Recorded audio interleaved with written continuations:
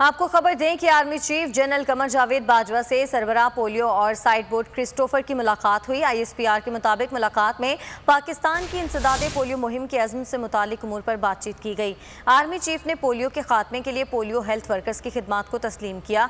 कहा कि इंसदादे पोलियो मुहिम कौमी मकसद और कौमी कोशिश है।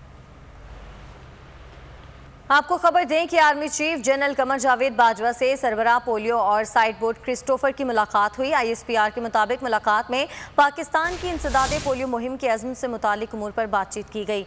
आर्मी चीफ ने पोलियो के खात्मे के लिए पोलियो हेल्थ वर्कर्स की खिदमात को तस्लीम किया। कहा कि इंसदादे पोलियो मुहिम कौमी मकसद और कौमी कोशिश है। आपको खबर दें कि army chief general Qamar Javed Bajwa से सरबराह पोलियो और साइड बोर्ड क्रिस्टोफर की मुलाकात हुई। ISPR के मुताबिक मुलाकात में पाकिस्तान की इंसदादे पोलियो मुहिम के अज़्म से मुतालिक उमूर पर बातचीत की गई।